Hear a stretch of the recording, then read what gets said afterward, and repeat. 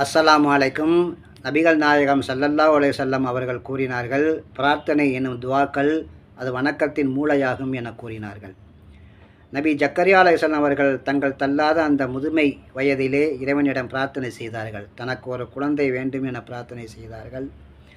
இறைவன் அவருடைய பிரார்த்தனையை ஏற்றுக்கொண்டு ஒரு குழந்தையை கொடுத்தான். அதற்கு யஹ்யா என்ற பெயரையும் அவனே வைத்தான். இன்னும் நபி யூனுஸ் அலைஹிஸ்ஸலாம் அவர்கள் மீனால் விழுங்கப்பட்டு மீனுடைய வயிற்றிலே பல ஆண்டுகள் சிரமப்பட்டார்கள். அப்போது அவர்கள் இறைவனை அழைத்தார்கள். இறைவனுடைய உதவி அவர்களுக்கு கிடைத்தது.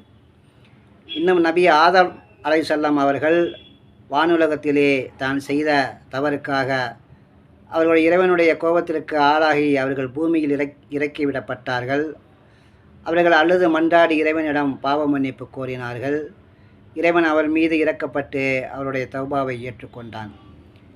இன்னும் கொடுங்கோலன் நம்ரூது நபி இப்ராஹிம் அலைஹிஸ்ஸலாம் அவர்களை கொடிய நெருப்பிலே தூக்கி வீசினான்.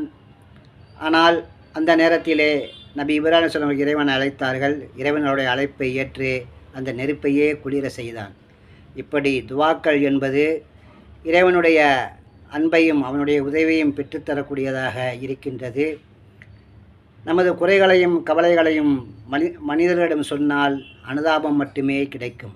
இறைவனிடம் சொன்னால் பரிகாரம் கிடைக்கும். அத்தகைய துவாக்கள் செய்து இறை உதவி பெற்று ஈருலகிலும் நலமாக வாழ்வோம்.